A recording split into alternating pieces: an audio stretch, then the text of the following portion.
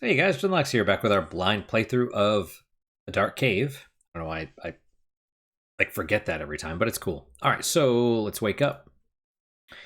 Uh, basically, there's one more wave, but I would like gold. And ooh. So last couple episodes, we were talking about um,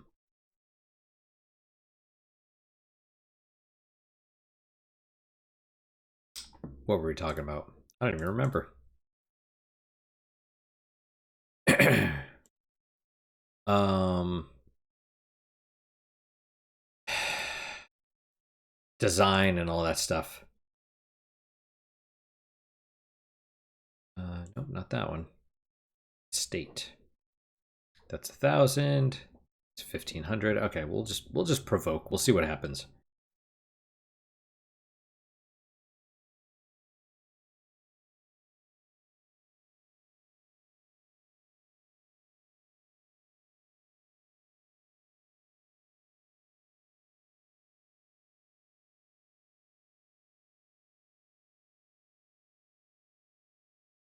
And you know,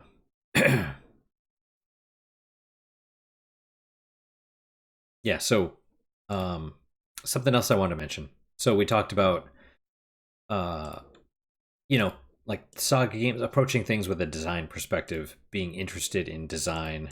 Uh, looking at. Oh wow, we let the fire go. That's okay. Um, sort of being interested in that. Um, what else? Oh, here we go. Final wave. But yeah, let me finish my thing real fast. Design, approaching things with a design perspective, playing the Saga games, um, looking at like GDC conferences, Jeff Vogel, the whole failure to fail the Spiderweb software way. That's a good one, but also a lot of their postmortems. Um, looking at solo projects like Astlibra Revision, which is fucking fantastic. Scavenger SV-4, which is also wonderful. Um, I went through a lot of different stuff with that one because, from a story perspective, it's very light, but it is really fun. If you approach it as like a sandbox, you can approach it from a story perspective too, which is what I did at first. And then I was like, let me just play around with all this stuff, and I have like 50 hours into it because uh, the the items are random, right? You don't always get the ones that you need to create like synergies and stuff. So it's a neat thing. New version available. No, no, I don't plan to. I mean, maybe I'm at the end. Why would I refresh? Would that be bad? Like, what? I don't know. Anyway, from the deepest reach of the cave. Oh, also, so there's this YouTuber Orion C. Orion, like Orion the Hunter. And he did a series about Breath of the Wild, like I hate Breath of the Wild or something like that. And it's like 8 hours long, bunch of YouTube videos. That's fascinating to listen to from a design perspective, and also a what was it? He references books, and I assume just reading all these books, like they're books on game design. So probably worth checking out because he cites. He has like a Google Drive link with all the links to the books where you can buy them on Amazon or whatever. So, all right. The final wave. From the deepest reaches of the cave, an unimaginable mass of pale creatures erupts. They flood over the land like a living tide, their hunger unrelenting as the city braces for annihilation. Start the fight. Okay, poison arrows. We'll do crushing strike. Do that. Fight. Bam. More bombs. Fight again. More bombs and fight. Okay. Wow, that hurt that time. All right, the final wave has been defeated. The path beyond the shattered portal now lies open. You can venture deeper into the depths to discover what lies beyond. You claim 2,000 silver from the fallen creatures. Okay. End of civilization. The survivors could not survive without the devices. Most died. Civilization regressed. Knowledge slipped into oblivion. Nature reclaimed the lands, leaving only buried ruins where greatness once stood. Fair enough. I presume we are that civilization. Venture beyond the portal. I think we have enough food. Feed the fire. I guess. The dwellers below. In the depths beyond the shattered portal, you find some creatures that don't attack. Their forms are vaguely human, twisted by generations in darkness. They gesture, attempting to communicate through broken words and signs. Guess we try to communicate. You know? Slaughter them or try to communicate. Let's try. You lower your weapons and attempt to understand them. Through gestures and broken words, they share fragments of their history, leaving you speechless. I'll be the judge of that. The Resistance. When the Resistance opposed the Skull devices, they were exiled into the mountain's depths, sealed away behind the portal. With no path back, they dug ever deeper. In isolation and darkness, their minds eroded and they descended into madness and degeneration. The Unknown Ore. One day, deep in the earth, they found a monolith of unknown ore. From it, they forged an explosive to destroy the portal, but the bomb failed to breach the portal, instead unleashing an electromagnetic pulse, spanning the whole planet, destroying all devices, ending civilization. Okay. Well, I mean, you've sown the wind, and so you shall reap the whirlwind, right? You exiled the people. You know, it's ironic, right? I mean, the civilization was going to fall anyway because they chose tyranny. Basically, it's like you don't do what we want, therefore you are die. You exiled. Exiled is usually death. They just don't want to kill themselves, so they send you out into the wilderness to die of starvation or whatever. The Unknown Ore. Shortly after the explosion, a man standing nearby began to dematerialize, his form flickering, half transparent for seconds. Terrified and driven mad by what had happened, he took his own life moments later. Okay. Through the portal. Desperate, the survivors theorized that ore could help them pass through the portal. With its last fragments, they built a smaller bomb and positioned their sanest man with it before the portal. Right after the blast, he turned ghostly, translucent, then vanished through the portal. See, when they talked about portal and we used explosives, I assumed they meant portal as in like a door, not as in like an actual. So I wonder if this person's not native English speaker. Recognition. After finishing their story of one of the survivors steps forward pointing at you. You are the man who vanished through the portal. You are one of us. How do I not know this? Your journey ends here. Okay. At least for now. Try cruel mode for an even bigger challenge with extended gameplay. No, I'm good. If you enjoyed the game, be very happy if you support me so I can continue to develop it. This is really bright, and it makes it hard to read. I didn't realize it was so short. I didn't, yeah. The pacing needs work. That's what I would say. Okay, so let's kind of go through everything at this point. Can I close? What happens if I close? Oh, back to this. Resource, gold, silver.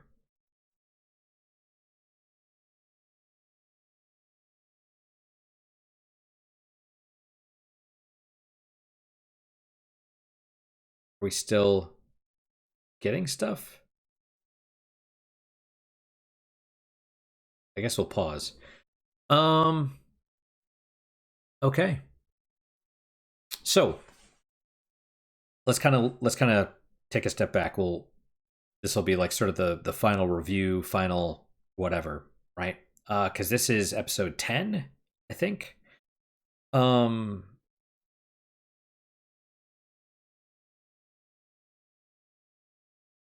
it is it.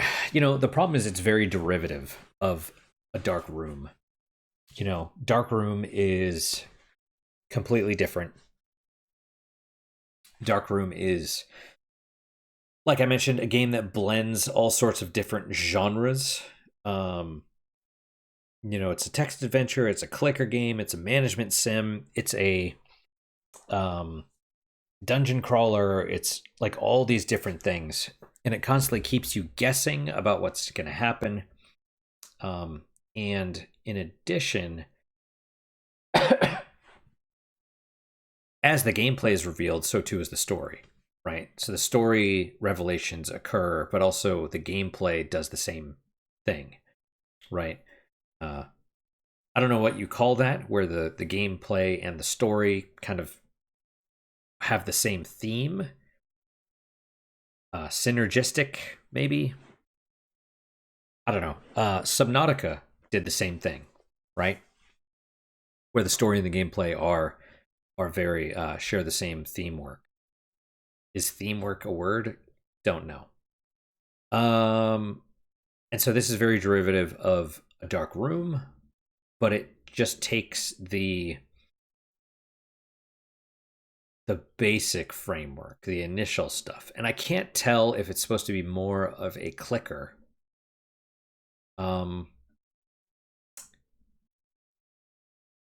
Because the problem is it has about as much story as a dark room does. And the fact that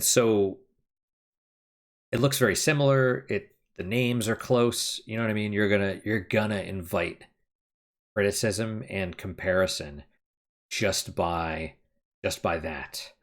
um so in that regard,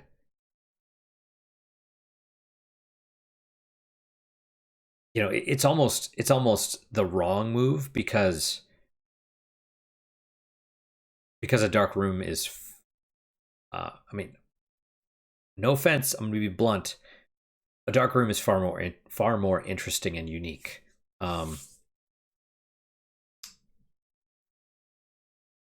This does some interesting stuff. um but over, I mean, it's fine. It's fine. It's good enough. I think a dark room is far more immersive as well because it has the sound thing. And like I said, I don't know if there is sound, does it just not work for me? I couldn't tell you. Um, but the pacing is off because, and it seemed like it was only through luck, through that one event, that I got the Huntress chick. Um, that if I didn't have that, the food would have suffered, you know. Um, and same thing with the random events, like the riddle, the dude with the riddles. I was able to afford stuff with that. Otherwise, you just can't get gold. It almost feels like you should have miners for gold and silver. You know, um, I would say you need to figure out what you want the game to be. Um, because I think any comparisons to a dark room are gonna, if you invite that comparison, and I think dark room, or a dark room, is superior in almost every way. Um, and that's unfortunate because you are trying to do your own thing, the developer, I mean, of this, uh, but it's so similar. Um, and I would say, do you want it to be more of a story game? Do you want it to be more of a clicker game? Do you want it to be a management sim? Um, I don't know. there's obviously going to be a mix of that stuff, and you need to figure out what that mix is. Um, you need to. This is kind of where like the math comes in. I don't know how much math is required for something like this. Math is usually in the graphics. But I would imagine you'd have to crunch some numbers to figure out, okay, the average person clicks this. What are the odds of this one character showing up? You know, what are the odds that you don't help them? You don't help this person, and then as a result of that, you are stuck doing it the slow way. And then so you have to crunch the number, like average number of clicks per whatever. So how long is this game going to take? How many clicks are they going to have to do? Do you want it to be, like I said, a clicker game?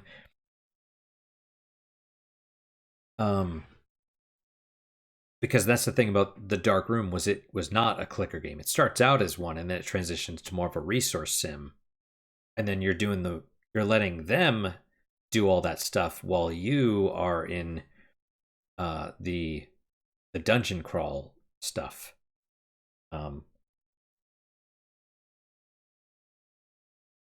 it's generating resources in the back while you're doing whatever. But here it seems like there was some resource generation, but at the same time I was doing a lot of that stuff, and it was almost better for me to do that. So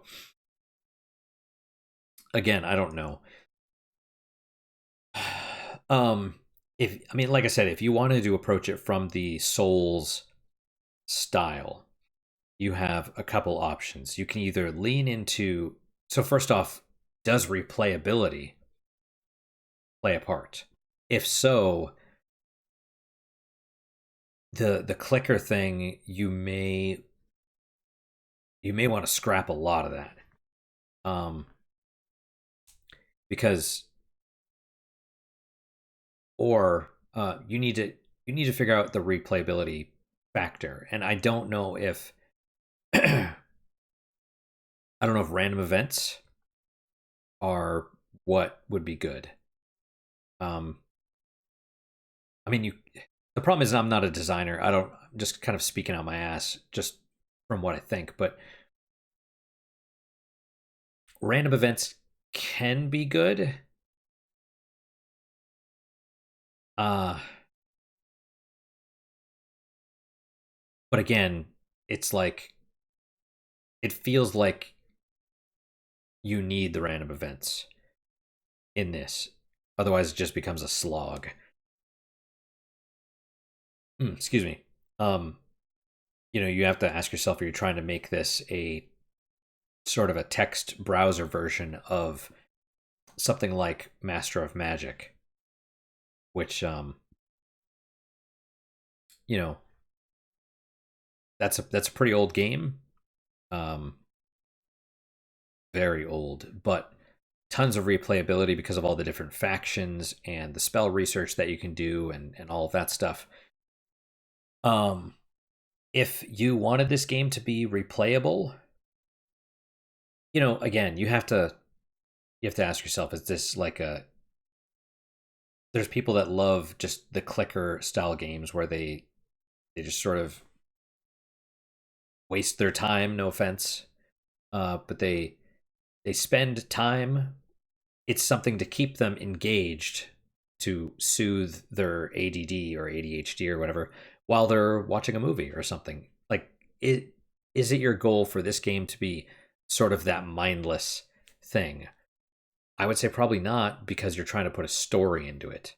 And a Dark Room was not a background game. It was very much, it wanted your attention because it did special things.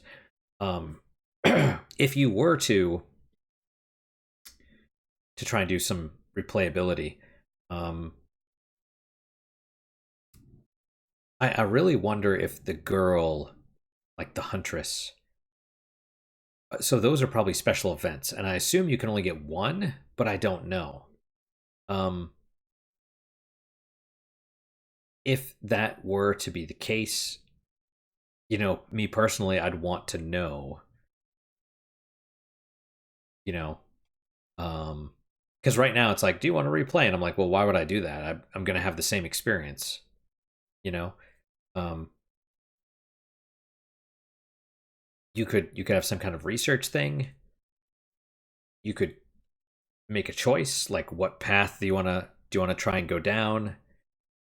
Um, if you were going to, I mean, you could adjust the interface a little bit. You could make a change. Since I had the huntress chick, maybe tinge my whole thing green, maybe adjust some of um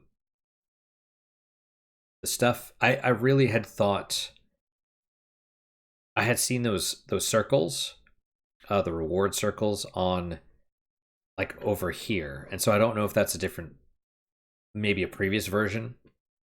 Um, but those were basically necessary, but they were presented as an optional thing, but they're not optional, right? Because I mean, they're optional in the sense that if you don't use them, it makes, it slows down everything and makes it a freaking slog. Um, you know, why there's a cooldown on converting your silver to gold, I couldn't tell you. You know, um, there's a cooldown maybe because there has to be one. I don't know. Um, but yeah, replayability. I don't know how that works.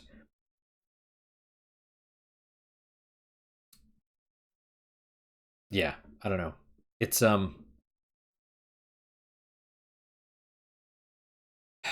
you'd have to choose what sort. I mean, like I said, would you ally with different factions? Would you um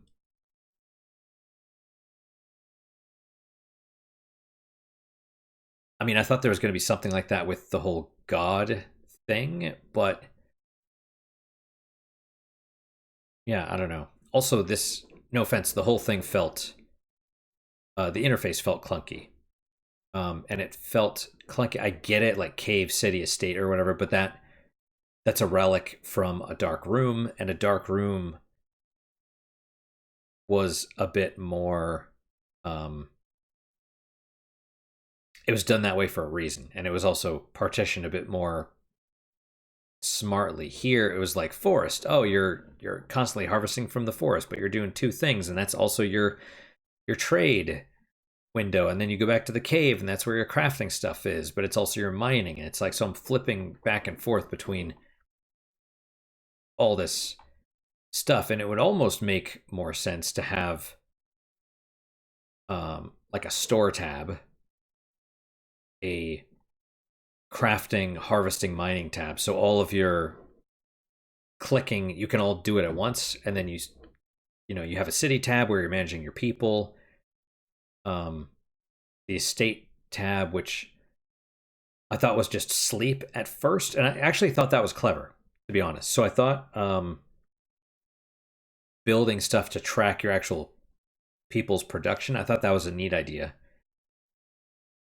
Um, although I wish the text at the top, like, it kept going in and out, and I didn't know what was new and what was not new. Um,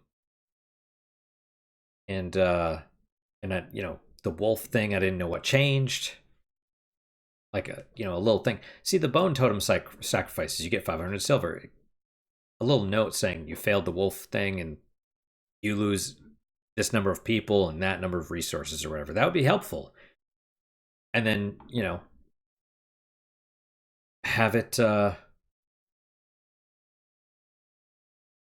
mean, I don't know. It scrolls, but then, so at the same time you'd think, well, it's going to keep adding to the list everything that changes, but no, some things get removed.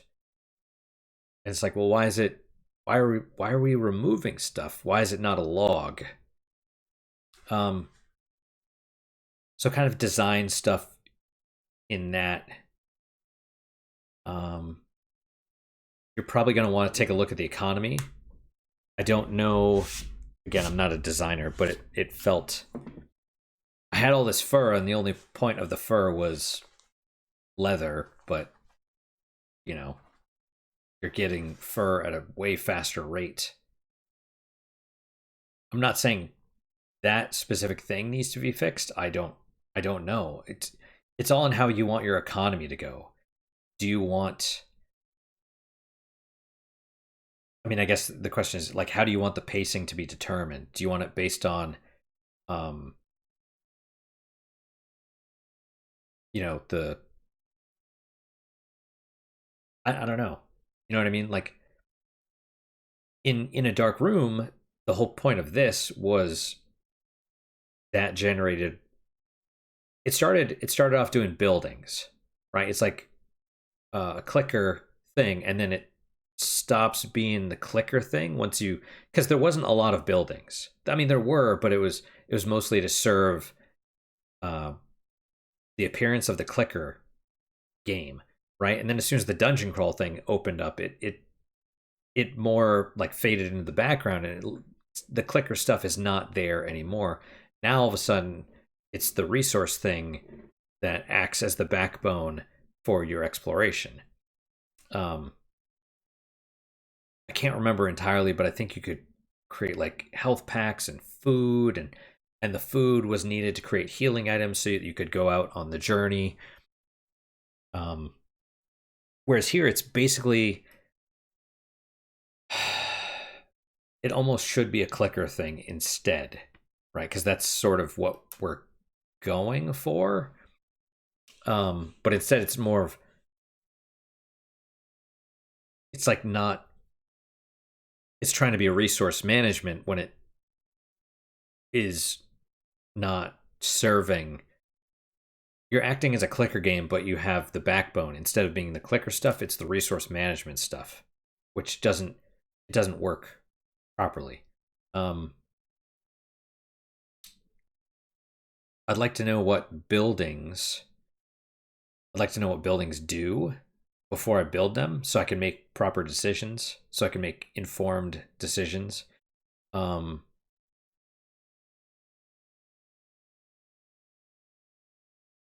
I would like to know. I mean, ideally, I'd like to know what things um, advance the story or not. I kind of, it kind of felt like, I'm like, well, what do I do? Let's just flail around until I figure it out, that sort of thing. I also felt like putting it into sleep mode was better than playing the game, and that sucks. Having the game actually idle, like again, that I don't think that's, if the goal is to be a story, if the goal is to present that story, then you don't necessarily want the clicker aspects to be so up front and center. There's a, you take something like Subnautica, okay? Subnautica, the you start off in the safe shallows, you get what you can, you build things that let you go farther, go deeper, whatever, right? And then you find like little story bits, and those, you get things on the radio. Those direct you to areas, but through the story, they direct you to those areas. Then you go out there, and that gives you, extra technology, extra resources that now you can bring back and use to expand and craft and go farther and go deeper. And so it's like the cycle of the story feeds the exploration, feeds the crafting, which feeds more story, which feeds more exploration and crafting and more story, right? It everything flows properly, and it feeds itself. Whereas here, it almost feels like the gameplay itself gets in the way of the story. It's like, if you want the story, you have to suffer through the game in order to get to the story. I don't know how you would And that's, well, to be honest, that's why the Dark Room was so amazing, was because um, it facilitated the story.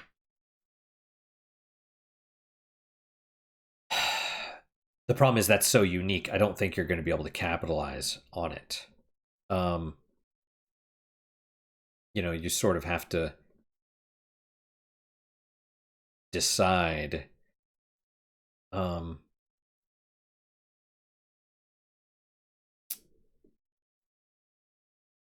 what would I mean? How would you incorporate the Dark Souls aspect, the Lovecraftian aspect, into the gameplay itself? And the answer is I don't know. I have no idea. But again, I would have to ask: are you making a clicker game? Are you making a text-based, um, like a text-based 4X game? That might be interesting, right? Um, where you send your party out, or you send people out and you equip them with stuff and you send them out to scout things and find stuff or whatever. um I mentioned Cultist Simulator. That's what this really feels like more than anything. If you haven't played that, then check that out. um and then yeah, like I guess I said, look into um check out Orion C. He has that YouTube series on Breath of the Wild and how it's bad design, basically. Even though I think a lot of the people that loved Breath of the Wild, like my buddy loved Breath of the Wild, but that's because his big thing is challenge. For him, it's all about mastery and overcoming challenge, and that's what Breath of the Wild has. Um, but for a lot of people, I think it was their first Zelda game. Um, Breath of the Wild was very casual. You know, it's I don't know. I mean, a lot of people that used to be gamers in the 80s and 90s, like they're grown up, they have kids now, they don't have time to play video games. Whereas I do, because I'm a loser. I mean, it's half true. Other people consider me a loser, but I'm like, fuck, I'm doing what I want. I work, I go home, I play video games. I'm gonna probably die on the toilet of a heart attack, and well, but if I had kids, I'd die in the toilet of a heart attack anyway. So, you know what I mean?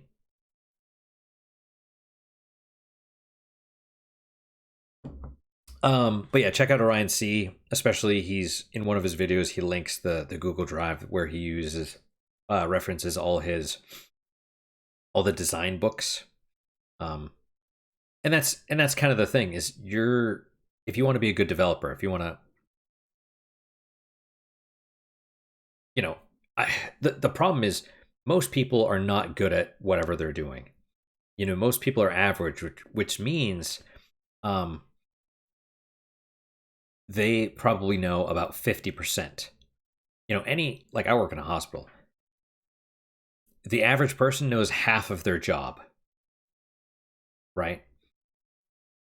If you want to be the best, you've got to immerse yourself in it. You got to read all the books, you got to play all the games, you got to watch all the GDC talks, you got to do all that stuff.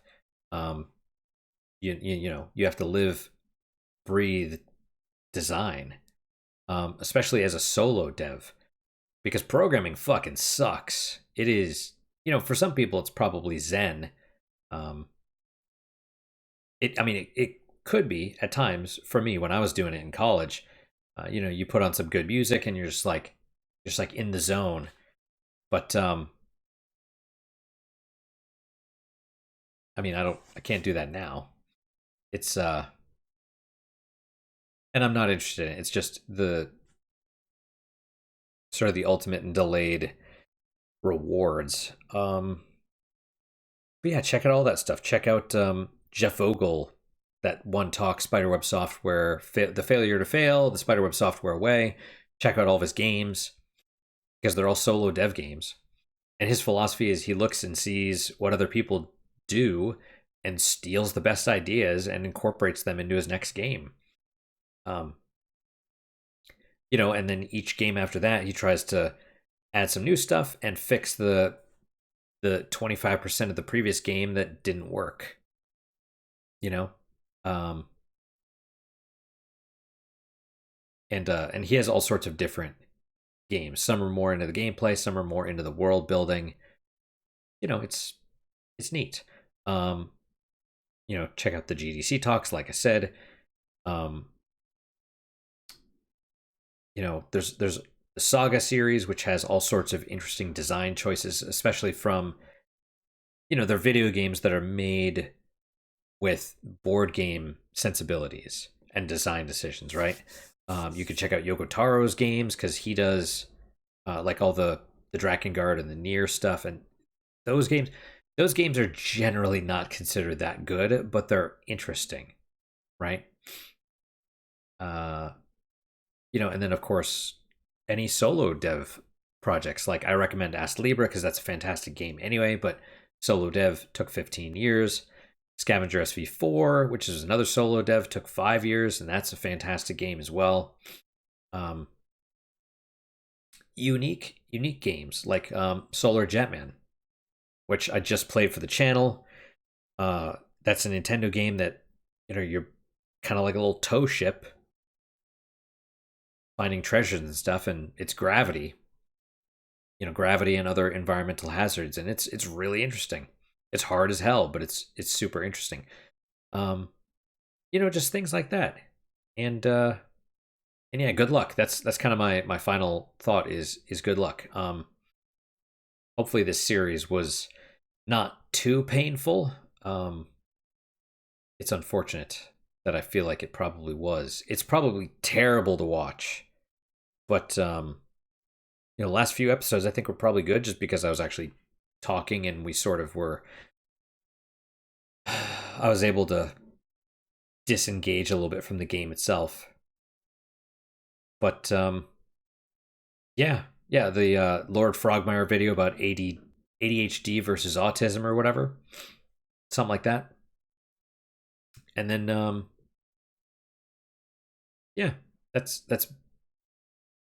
that's kind of it.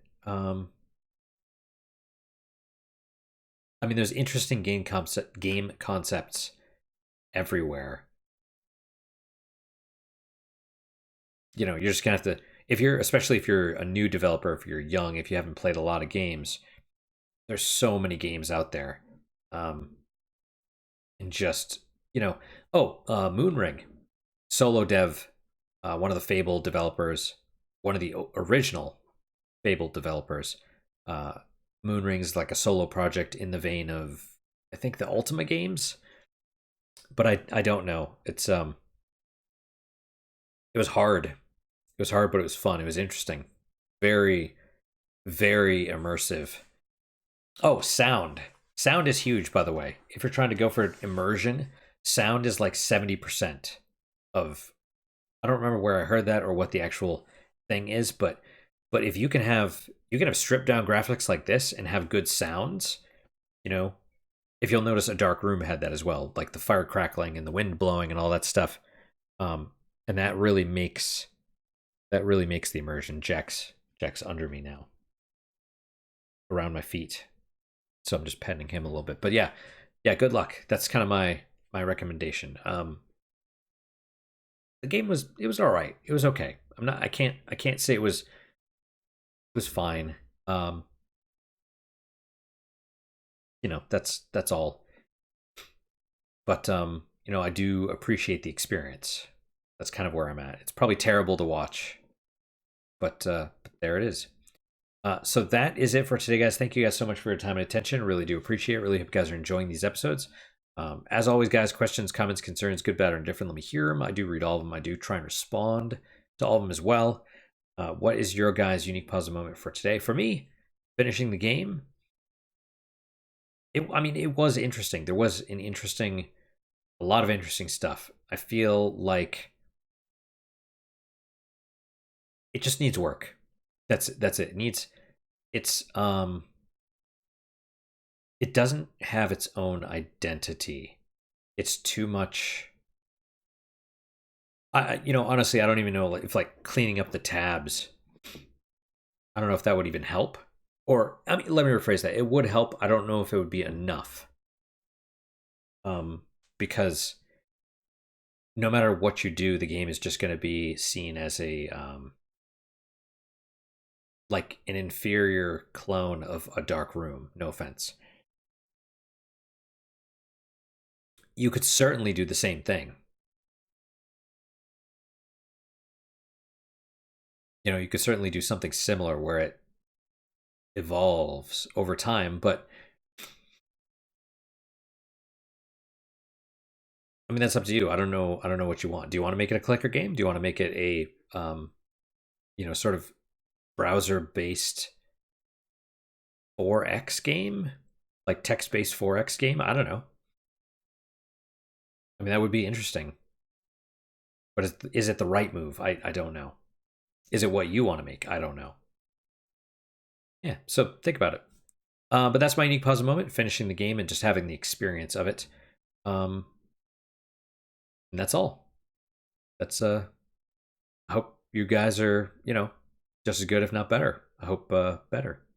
And until then, guys, hope to see you guys next. Hope to see you guys next time. Until then, guys, take care.